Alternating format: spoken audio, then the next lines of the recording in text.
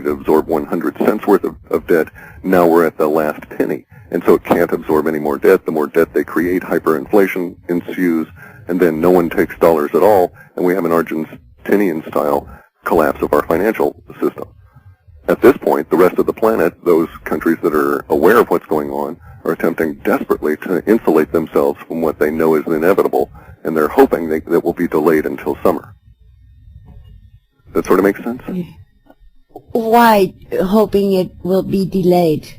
To have time to prepare in what way? Correct. The other countries are afraid that the United States, which is a global empire, when its currency crashes and it can't even afford to get its troops back home because it can't afford to buy oil for its boats and will probably end up having to send the nuclear aircraft carriers to go and fetch people, might just react in a very negative fashion. And we have all kinds of nasty weapons. And so right at the moment we have the history of Bush trying to impose the dollar on Iraq by destroying Iraq. And yet, we're in a situation where no amount of military force anymore, that was a failed experiment, by the way. We didn't get oil out of Iraq. We weren't able to maintain the prestige of the dollar. All we did was demonstrate how stretched, thin, and ineffective our military is. We don't win wars. All we know how to do is bomb people. We don't know how to win a war. And we haven't for a number of years. I think even arguably since the World War II. In any event, though, all of that aside, the isolation of the United States will be necessary in order to sort of keep the rest of the planet together. Because they've got to evolve some other thing other than the U.S. dollar as trade amongst themselves. And basically, this isolates us in a particular time where we're going to go through some real hardships. Mm-hmm. You know, and the repudiation by the federal government may mean the point where they issue you a Social Security check, sure. Might take 3 months to get there, and when it gets there, it might be enough to buy a cup of coffee. I mean, they just, in Zimbabwe, started printing $50 billion notes, I understand. $50 billion notes? Yeah. And we're going to get to hyperinflation. I think it'll be extremely short-lived based on our data, but we're going to get to a hyperinflation here in the U.S. There's absolutely no doubt it's 100% created in the situation that with all of the bailouts and their next, quote, stimulus package, because all they're doing is attempting to shove more debt into the system to see if they can't prop it up. Roosevelt did this in the 30s, and it proved to be non-effective. Mm-hmm. In the meantime, the rest of us have to actually get together in small groups and start creating the economy that will rebuild itself from the ashes of the former American empire.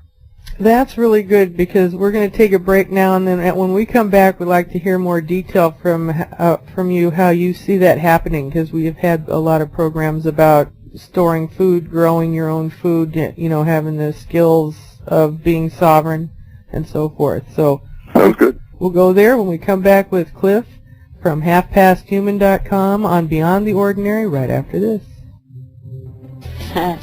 Back with Clif, Adventures in Future Viewing. Okay. So if we lose the dollars by this summer? It's problematic to use that term explicitly, because here's the problem. The dollar could be repudiated, and our term has been rejected by all. We started seeing that in 2003, I believe. I'll check with George. But about 2003, so a number of years ago, we started seeing the term rejected by all reference to the dollar outside of the U.S. Of course, just because the rest of the world rejects the dollar, we may decide internally that we'll continue to use it for a while. Then there actually may be some logic in that, because at this point, 98% perhaps, or some absolutely economic level of term of our dollars are digital. So when they're rejected, they just go poof, leaving us with a much smaller pool of actual physical dollars, which may, to a certain extent, raise within the United States the value of that actual piece of paper for a while. I don't know how long that'll last, and if that's juxtaposed with hyperinflation, it may be moot. The sudden appreciation of an actual physical dollar, because when you think about it, how often do you go out and about anymore and actually see people trading pieces of paper back and forth? Usually it's a swipe of a card. And I'm guilty of that myself. It's convenient, it works, provides me with tracking, etc. So we're going to be faced with a situation, though, where there won't be anything behind the dollar, not that there is now, other than the illusion of the good faith and credit of the United States government.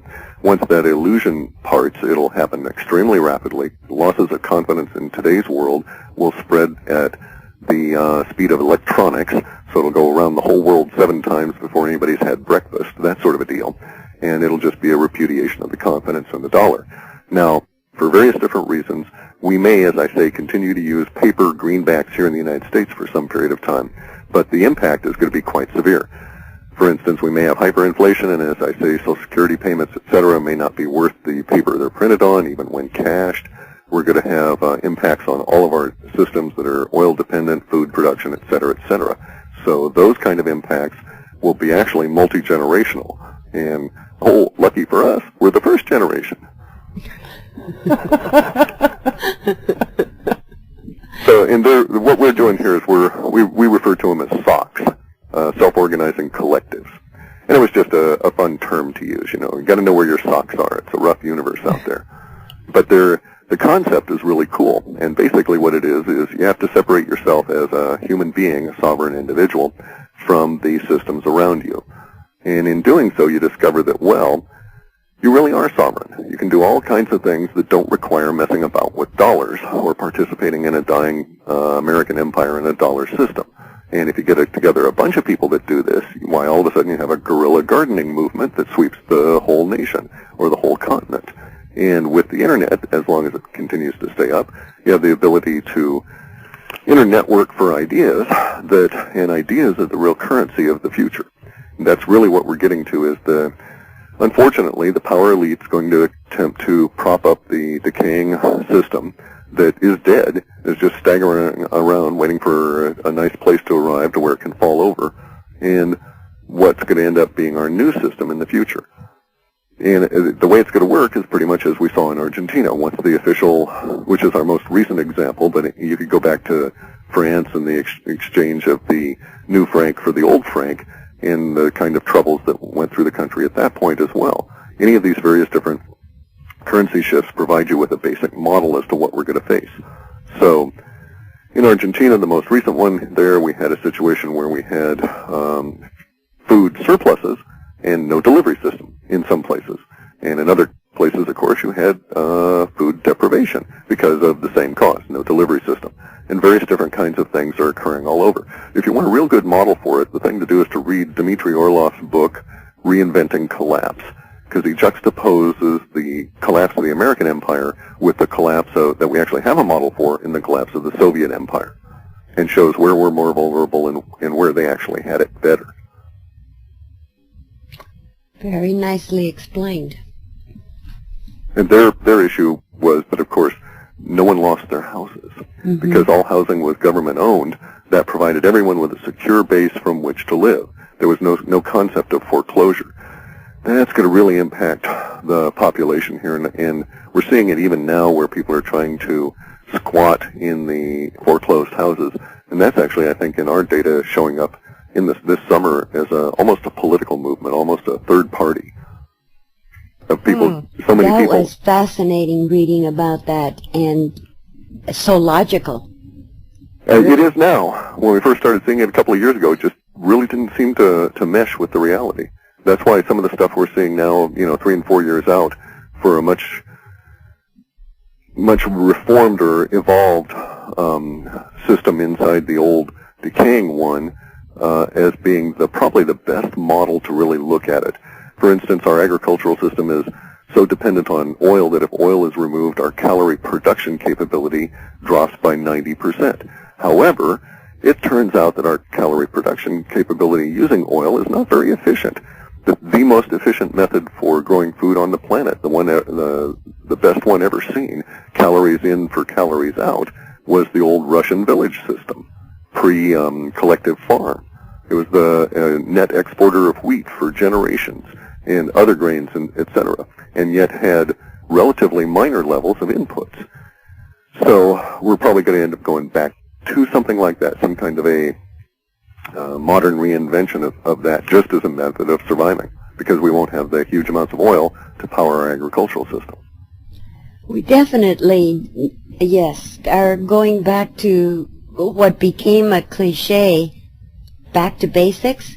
Yeah. And it was a cliche because it's, okay, we won't turn on the TV and the RV when we go camping. Yeah. Yeah. When we were roughing it for a weekend, right?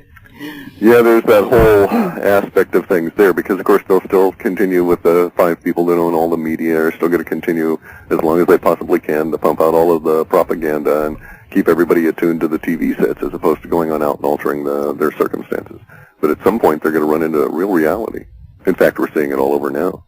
You know, look at the issue of the switch over to the digital TV being delayed perhaps. Why? Well, economically, 1.9 million people or something, the poorest of the poor, can't afford the conversion. And then there's another 38 million that wouldn't participate or something. So the powers that be are having to rethink their whole approach and plan to this. And we're going to see more and more examples of that as we continue to go forward this year.